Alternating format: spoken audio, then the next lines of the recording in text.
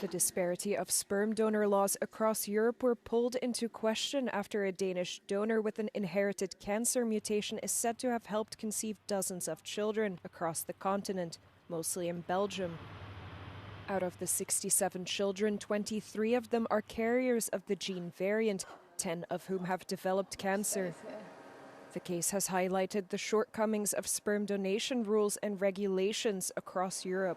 On va avoir une dissémination finalement anormale d'une pathologie génétique, puisque la banque de sperme qui est concernée dans ce cas a fixé une limite de 75 familles issues du donneur. Il y a d'autres banques de sperme qui n'ont pas fixé de limite, mais il n'y a pas de limite au niveau international et au niveau européen. The anonymity conditions of a donor vary from country to country. In France and Greece, for example, donations are anonymous. In other countries, such as Austria, people conceived through sperm donations have the right to access donor information. In Germany and Bulgaria, donations may or may not be anonymous depending on the circumstances. And in the Netherlands, it is not anonymous at all. Rules regarding the maximum number of children conceived from a single donor also varies. It ranges from 15 in Germany to 1 in Cyprus. Other countries prefer to limit the number of families that can use the same donor to give them the opportunity to have siblings.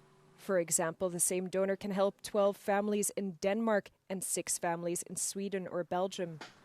The Danish, Swedish, Finnish, and Norwegian National Councils for Medical Ethics have raised concerns over the lack of regulation, claiming it increases the risk of genetic diseases spreading. They also argue that in today's age, with social media and advanced DNA testing, donor anonymity can no longer be 100% guaranteed.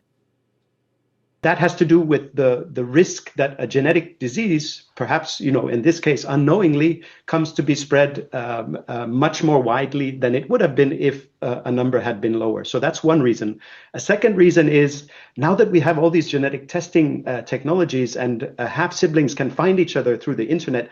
And then finally, as I mentioned, the inadvertent meeting of a half-sibling without knowing that they're your half-sibling, of course, continues to be a concern for some. The 4 national ethics councils are now calling for restrictions to be introduced at a European level and for registers to be set up.